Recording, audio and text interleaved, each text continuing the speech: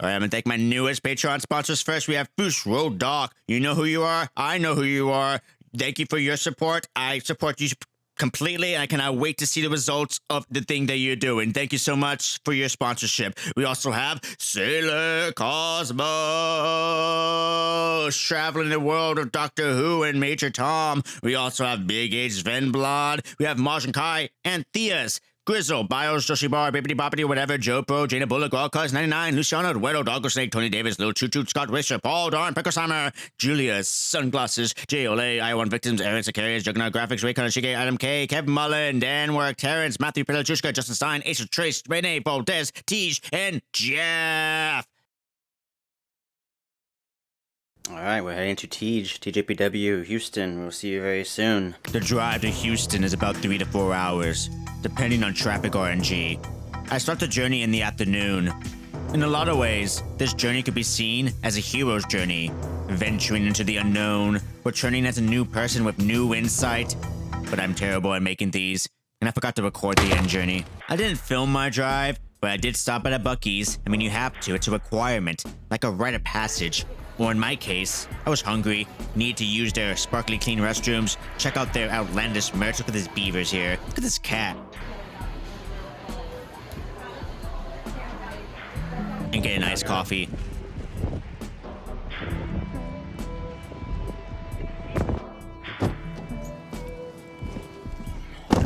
Alright.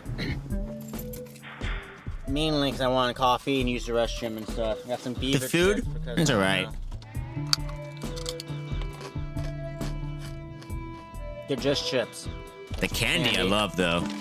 Candy. That'll last the entirety of the trip. This is the trip right here. I went to fucking Buc-ee's. Got a sandwich, so I don't know. I drove straight from the Buc-ee's to downtown Houston and listened to David Bowie the entire way. The Berlin trilogy he did with Brian Eno in the late 70s, Low, Heroes, and Lodger, fantastic albums. Bowie made a lot of weird songs. He was my 2006 when I was lonely in college in a dorm away from home. I love David Bowie.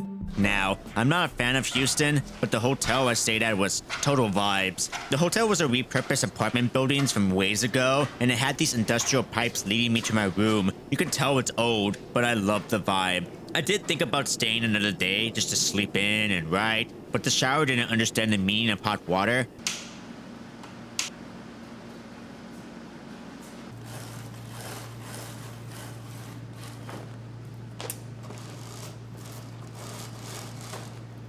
Yeah, so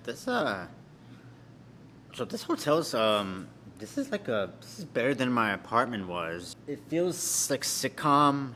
I had time to kill, so I watched Lucy Pyre play Dark Souls 3 and just kinda waited. How's that fucking fair?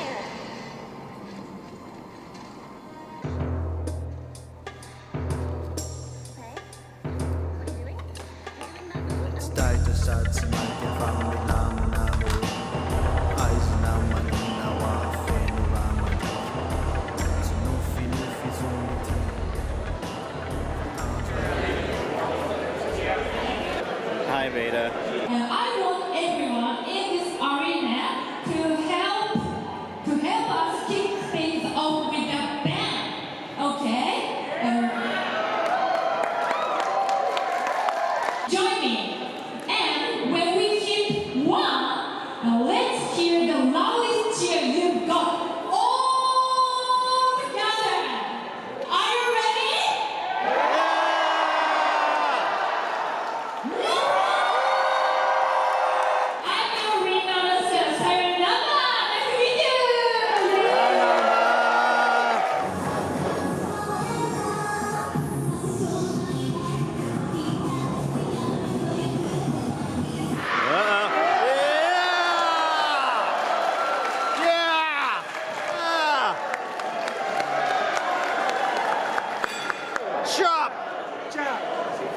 When Kamiyu appeared, she struck me completely. Like, footage doesn't do her justice, people. She owned those stairs. No, stairs in general were made for her. You know how boots were made for Nancy Sinatra?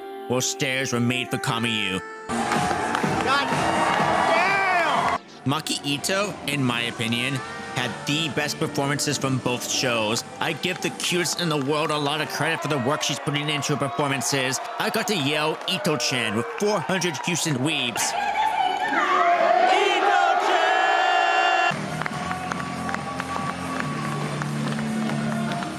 I got to see Hyper Misao, and that was glorious to see her in Texas. I did the meet and greet after, which I'll get to at the end of this video.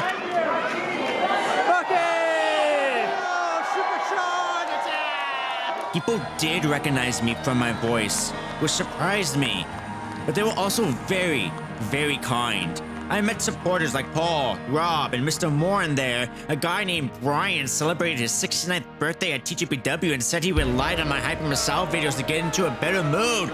Some people told me directly that I got them into Joshi, and I wanted to tell them, damn, sorry, dude. I did meet the Hype Talk TV guy too. Oh my god, he was really nice. Stood out like a sore thumb though, man. He's basically a tall drink of water at a Panic at a Disco concert being like, I chime in with, haven't you people ever heard of closing the goddamn door? But he recognized me from my voice. If my camera didn't die, I would have gotten a better shot of us than this blurry selfie. But hey, on the second day, I also met VTuber colleague Kit Saberfang, who came up to me and I instantly recognized their voice. I also initially thought they might be Kit because they did not look like they belong in Texas, despite the hat they were wearing. Kit, we forgot to get a photo for proof. God damn it. Anyways, check out Kit Saberfang and the Saber Gang on Twitch and YouTube. Congrats on 1,000 subs. Give him the iron claw to the gooch! Anyways, afterwards, I went back to the hotel and was like really giddy from the first round of meet greets that I had a really hard time sleeping. Plus, it was cold as shit. And I didn't realize there were like extra blankets in the closet, so I just stayed cold. Anyways, next morning, I needed coffee. Of course, I'm a coffee fiend. So I went hunting for that delicate cup of darkness like my soul and found a coffee shop in the building that wasn't bad, but wasn't great.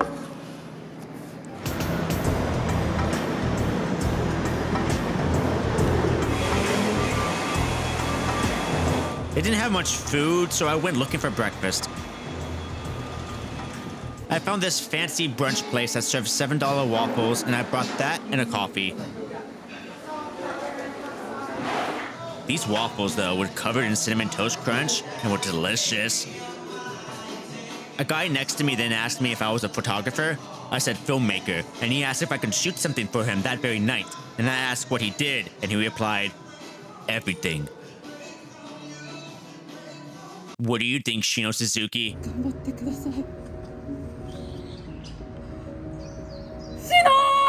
Afterwards, I went back to the room and realized I had a lot more time left before checkout, so I slept for a few more hours, and then I went back downstairs to get a cup of coffee in the little area that was technically free this whole time, and I didn't realize it.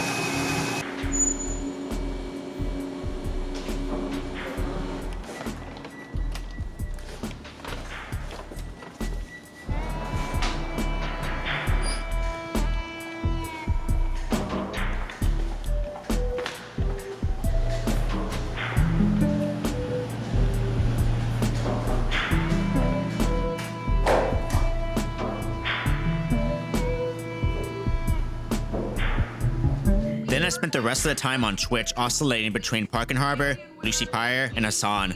That's quite the combo. A family member told me that I should eat some ramen while I was there, so I found an award-winning ramen place called Rockin' Ramen in Houston Heights. I had their shoyu ramen, and it was really delicious. Nope, never mind, sorry. Day 2 was much better seats and view. Welcome to night 2 of TJPW Live in Houston! Yeah! The Up girls performed Upper Kick, but there was sound issues stalling them, so Miyu Watanabe and her professional self started a round of audience engagement, and it's a great reminder of how much of a pro the Up girls and the idols in particular are.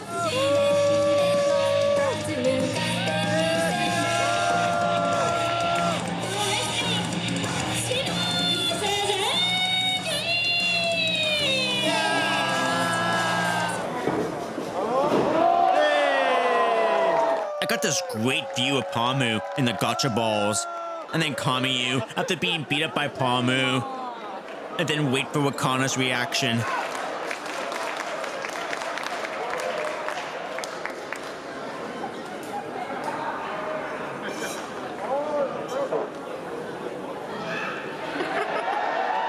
She spots every camera out there and she makes sure that everyone gets their shot.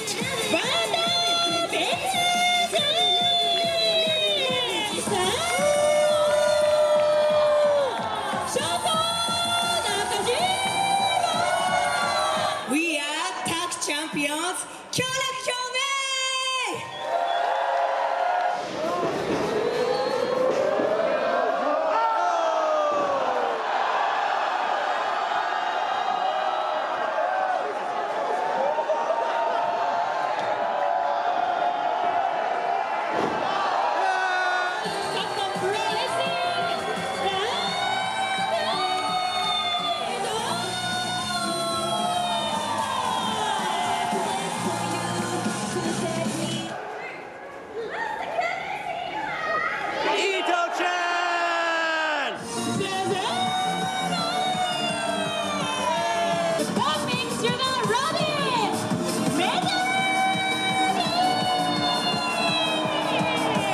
Eventually, I got moved up to the front row because I'm a Meerkat, and I got a full close-up entrance of Yuki Arai, which was really cool. Traditional Japanese soda! Mocha!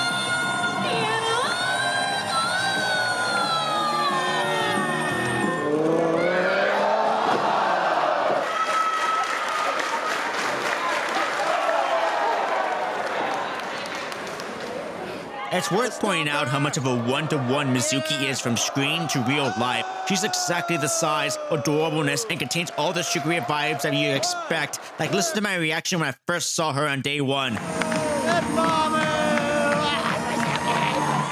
enjoy Houston! And then leaving, I managed to get a high five from Yuki Arai. Yay! Day 2 meet and greet.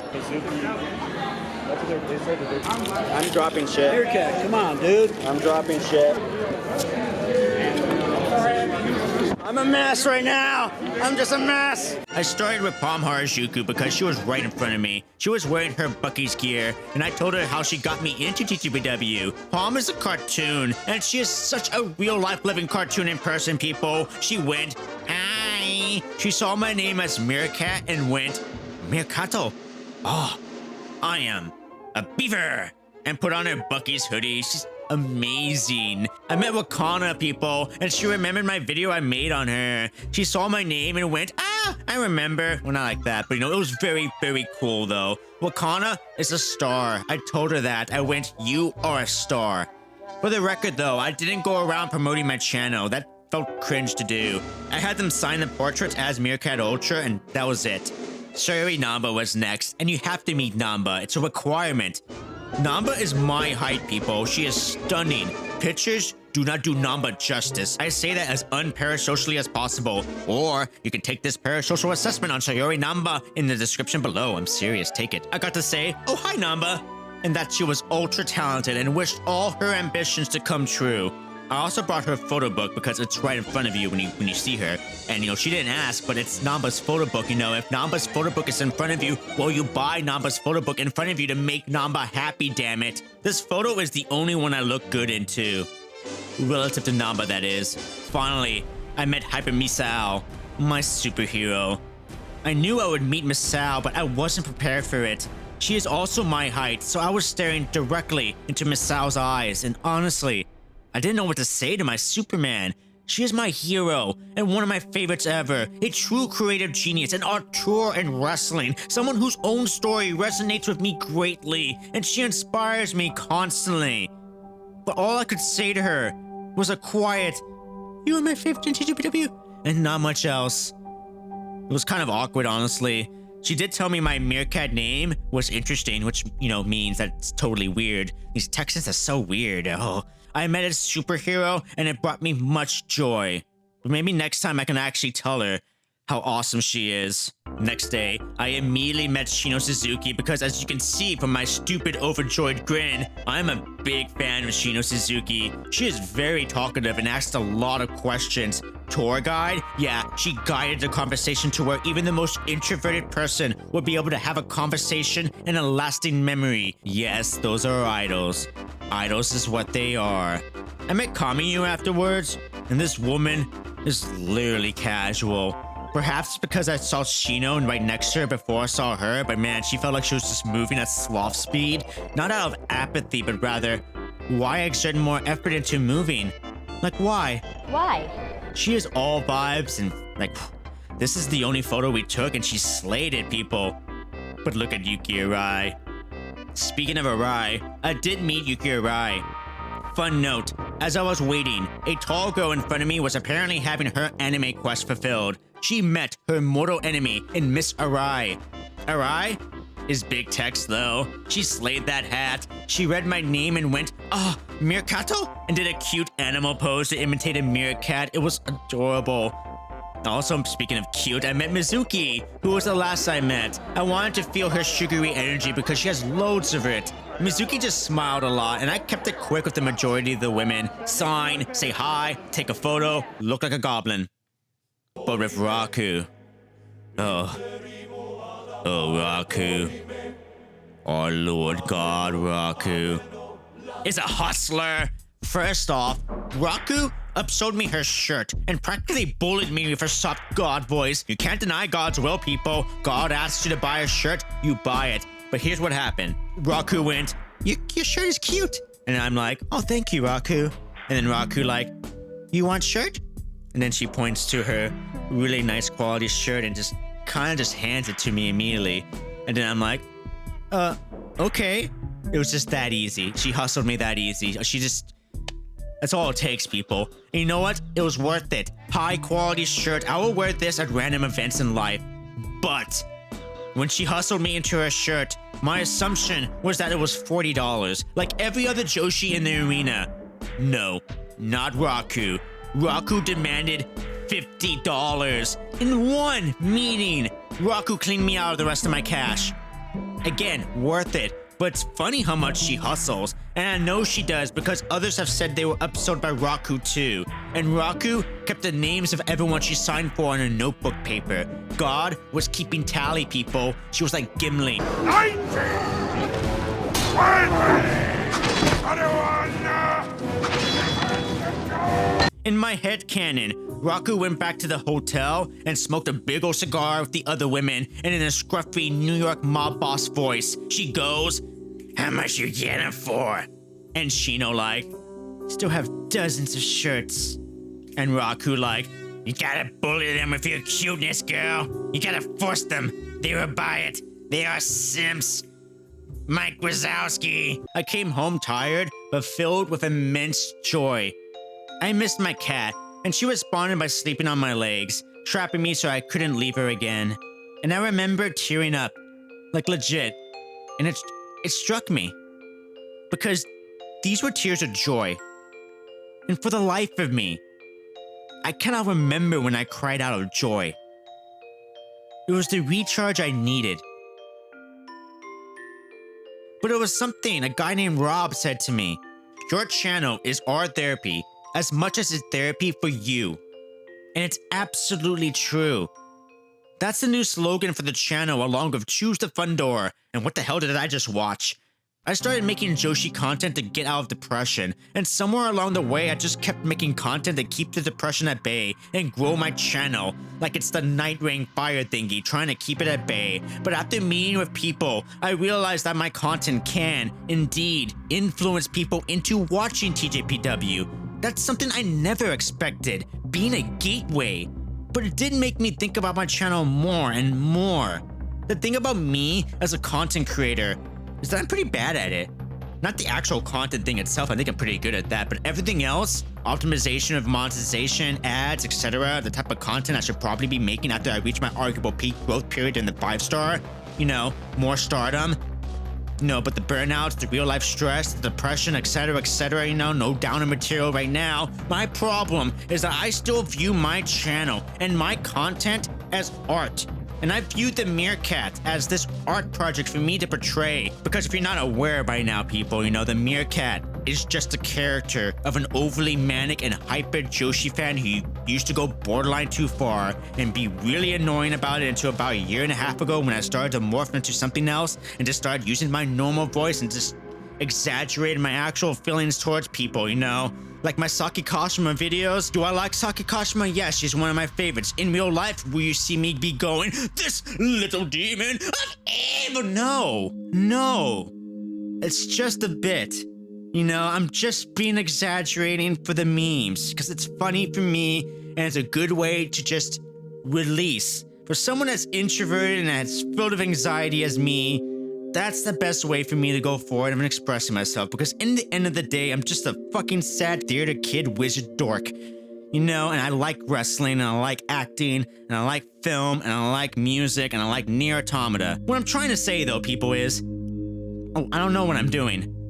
And I just do things for the fun of it, and will continue expressing my love for wrestling through this channel. Because the last thing that I want to do is to think that I'm serious enough to be Joshi Authority. I am no Joshi Authority. Because, yeah, I'm just a clown, people. Either way, I want to thank Tokyo Story for bringing TJPW to Texas, and for their wild success. I just waved to nobody right now. So thank everyone for watching and for supporting me through all these years, even the content that I don't like. The one thing I know for certain that will never, ever change about this channel. I will always, always, always reference Dark Souls. Bye.